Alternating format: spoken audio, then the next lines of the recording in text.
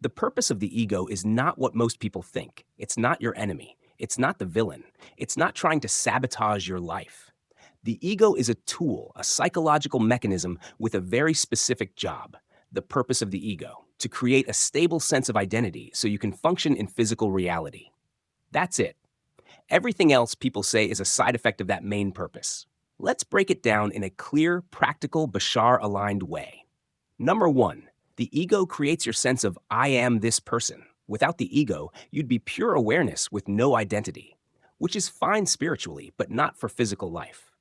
The ego organizes your memories, keeps your personality coherent, gives you preferences, forms your self-image, defines your boundaries, gives continuity to your story. It creates a stable avatar so you can navigate the world. Your higher mind gives the direction. Your ego provides the interface. Number two, the ego's primary job, survival through predictability. The ego prioritizes familiarity, consistency, safety, predictability. Its job is to keep you within what it has already survived. The ego believes, open quote, if we're alive right now, then what we've been doing must be safe, so let's not change it, close quote. This is why it resists unfamiliar beliefs, even positive ones.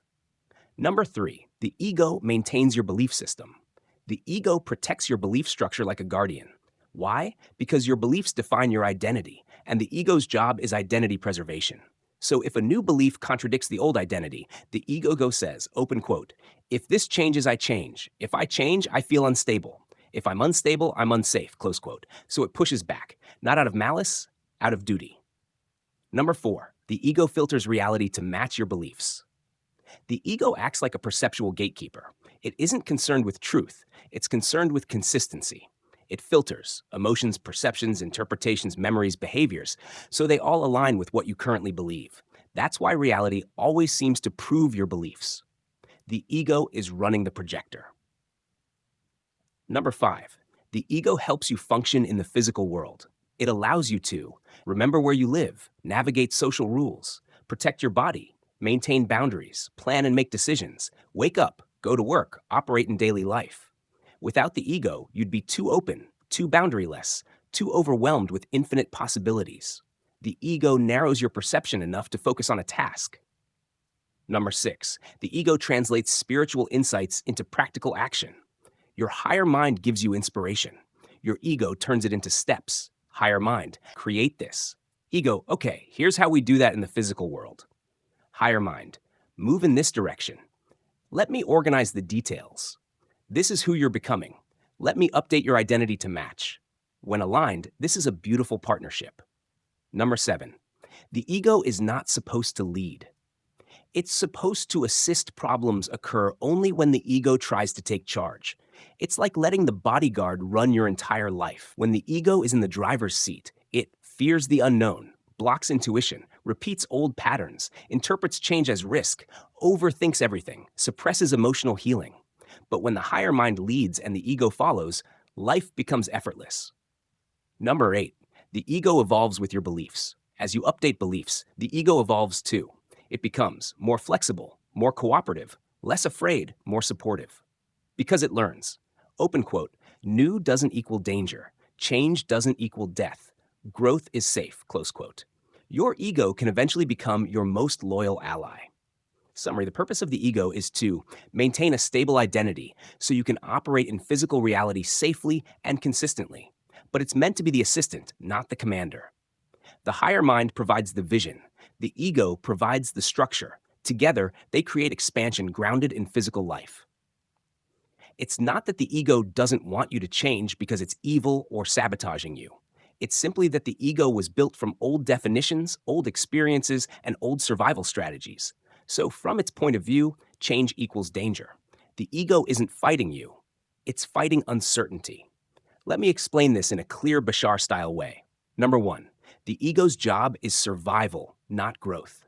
The ego is a pattern-preserving mechanism. It was designed to keep you predictable, keep you consistent, keep you within familiar emotional territory, keep you inside the known. It literally has no concept of joy or expansion, only safety through familiarity. So when you introduce a new belief, the ego says, open quote, we don't know this. We haven't survived this before. Better stay with the old, close quote, even if the old is painful.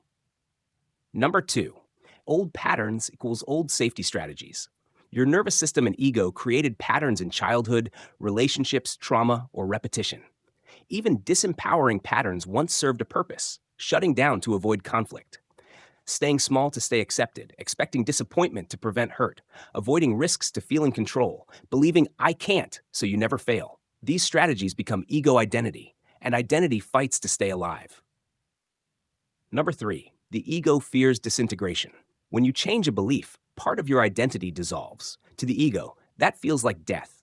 So it resists, freezes, distracts, overthinks, doubts, procrastinates, judges, or creates emotional tension to pull you back to what it knows. Not because it hates you, because it's terrified of the unknown. Number four, the ego's resistance is actually a sign of progress. This is the part people misunderstand. When your ego pushes back, it's actually proof you are leaving the old vibration. If you weren't changing, the ego wouldn't have anything to defend. Resistance equals edge of transformation. It means you're touching an old belief. You're moving toward expansion. You're stepping outside the familiar. You're upgrading your identity. This is why sometimes things get harder right before they break open.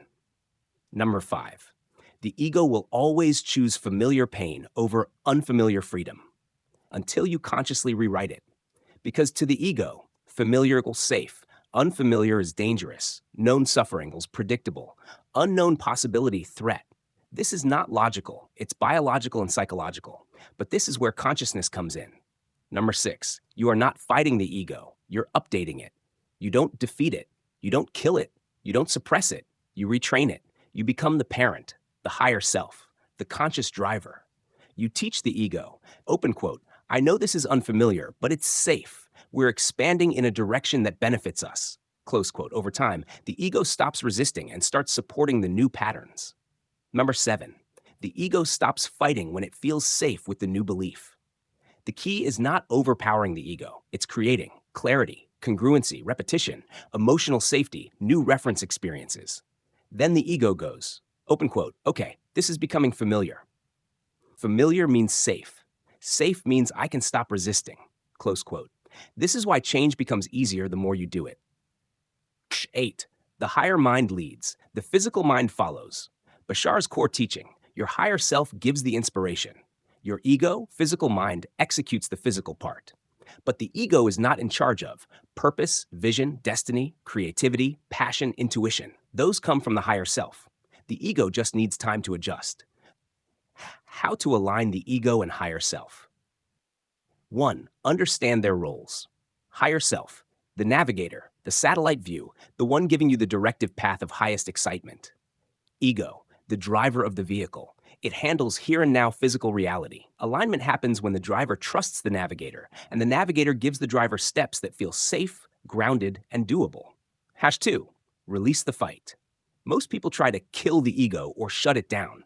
That makes the ego panic harder. Instead, open quote, my ego is a safety system, not an enemy.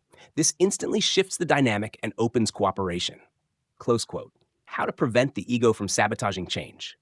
Sabotage happens when the ego thinks the new version of you is unsafe.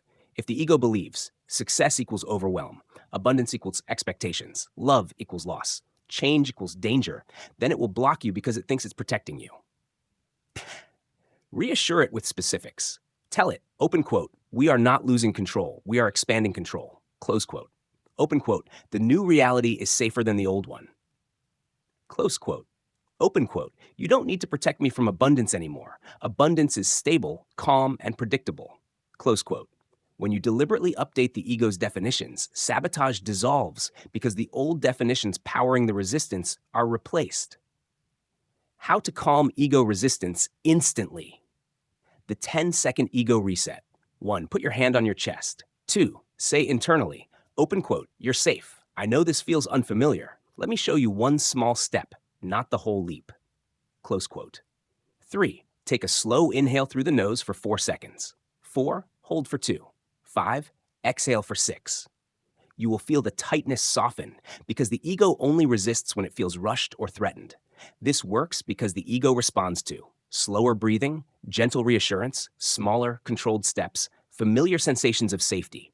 It's like telling a child, we're not moving houses today. We're just rearranging one drawer. How to reprogram ego identity gently. Your ego is built on identity statements, conscious or unconscious.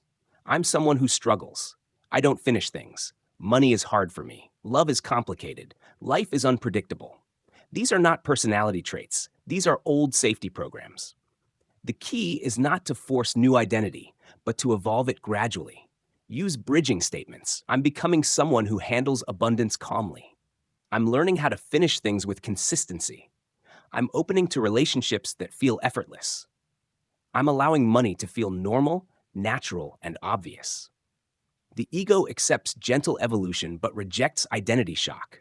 You don't jump from I'm broke, I'm rich. Instead, you go, I'm opening to receiving more.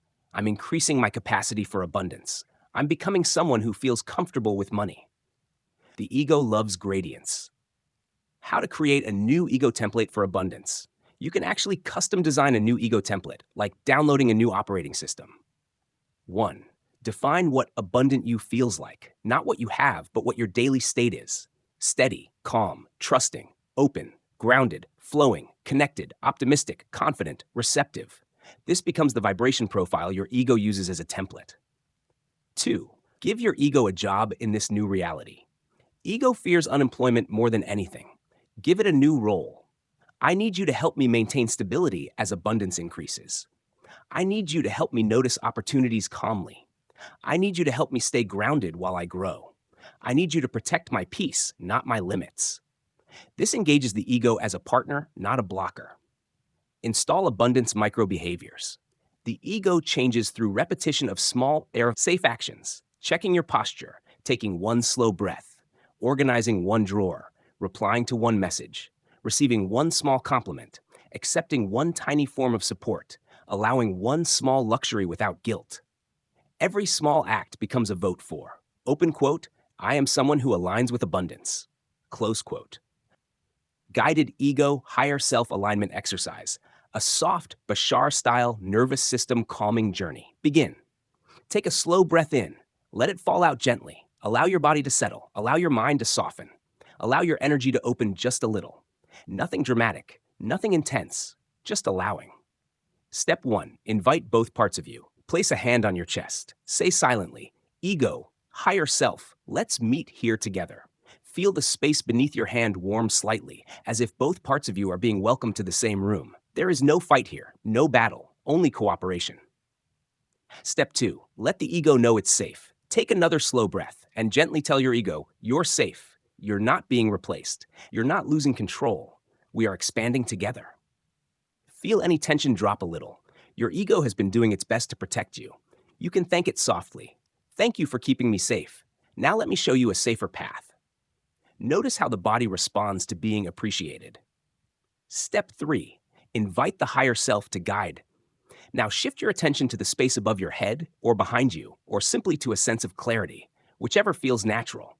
Say silently, higher self, show me the calmest next step. You don't need an answer right now. The request is enough. The guidance always arrives when your vibration is ready to receive. Step 4. Create harmonious alignment. Imagine your ego as the driver of a vehicle and your higher self as the navigator with the map. Then say internally, driver, meet navigator. Navigator, meet driver. Let's move together. Feel both parts click into place, like two gears aligning. There is no conflict, just coordination. Step 5. Calm ego resistance instantly. Take a breath in through the nose for 4 seconds. Hold gently for 2. Exhale slowly for 6. Again, in for 4. Hold for 2. Out for 6. As you breathe, say silently, slow is safe. Safe is open. Open is expansion. Feel your nervous system settling. Feel the ego unclench.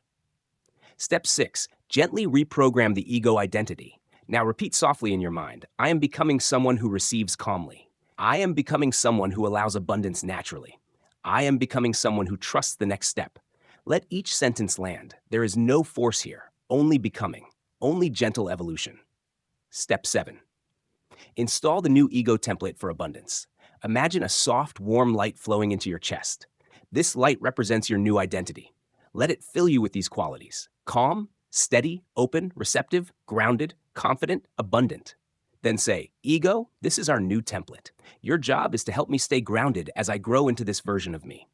Feel the ego relax into its new role. a partner, not a blocker. Step 8.